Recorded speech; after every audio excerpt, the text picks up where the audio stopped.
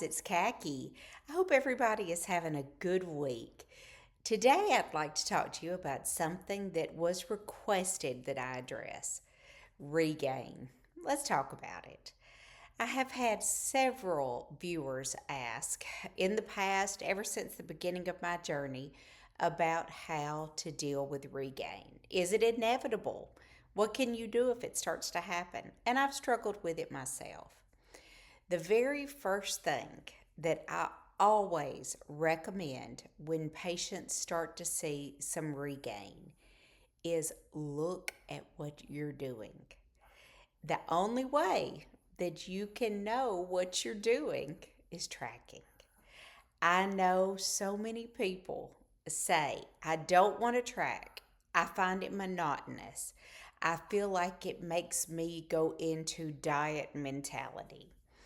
But unless you know what you're doing, how can you change it? How can you tweak things?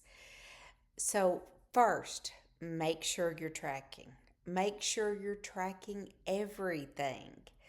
I find that a lot of times with regain, the biggest culprit is sneaky carbohydrates and really big calories that you are drinking instead of eating.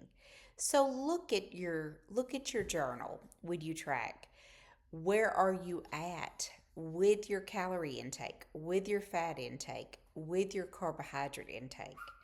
And I say fat intake not because I'm worried about you getting in too much.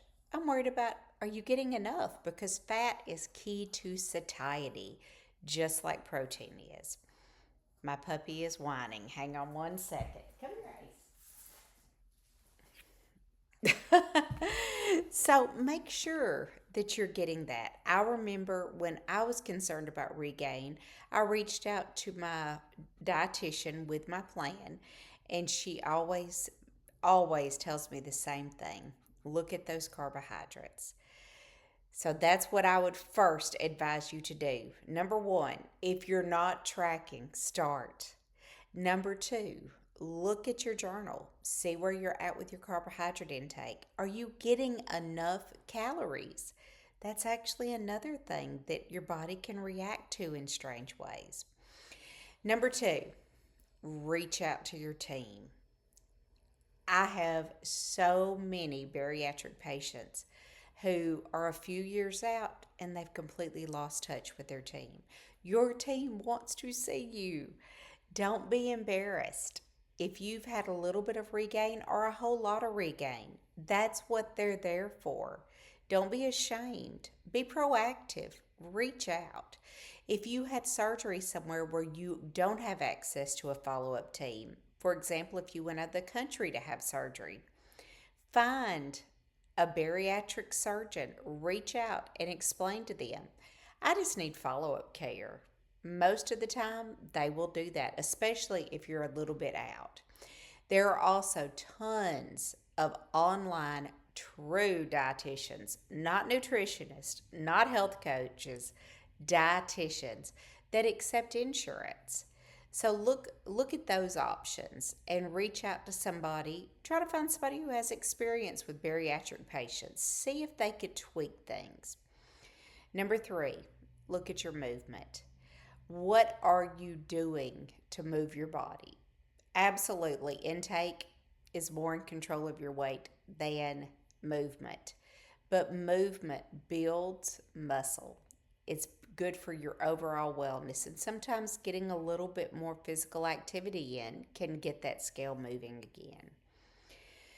Number four, look at, I heard somebody say today on a podcast, if you cannot expect change and not be willing to change. Are you doing the same thing over and over? Are you willing to be self-reflective and make changes if needed? You can't keep going and not be willing to explore what could I do differently? What have I done differently that has led to this regain? We as bariatric patients often feel helpless. We feel like we are not in control of our bodies. We are so used to our obesity controlling us. We need to take ownership. We need to look at what we can control. You can't control that scale. Absolutely not. You can't control those measurements, but you can control what you put in your mouth.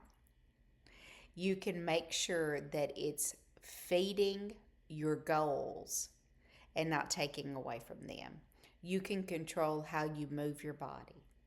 You can control reaching out to a bariatric dietitian. Those are things you can control.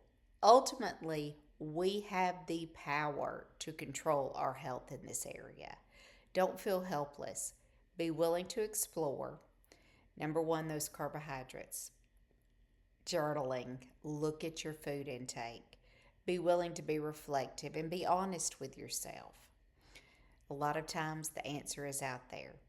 And finally, another thing that I think hangs us up is we get infatuated with the number on the scale. We set our own mental goals for ourselves, whether it is a certain number that puts us at a certain BMI or something that we weighed when we got married years ago or when we were in high school.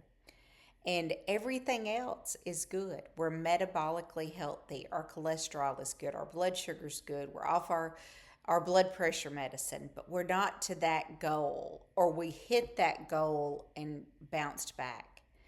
I want you to think, what can you do with that number that you can't do now?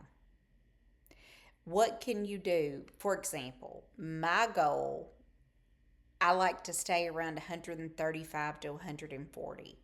If I get above that, and it's frustrating me, let me tell you, I can't weigh with this boot. So I haven't weighed since I had surgery in 3 weeks, and I'm scared to death. I'm scared I'm gaining, but I've got to be realistic with myself. I'm healing. My body is needing that energy right now to heal, and I'm not able to move like I normally do. So when I step on that scale, when this boot comes off, I fully anticipate it to be up a little bit, and I'll take care of it. It's going to be frustrating, but I'll take care of it. But the reality is, my goal is 135 to 140.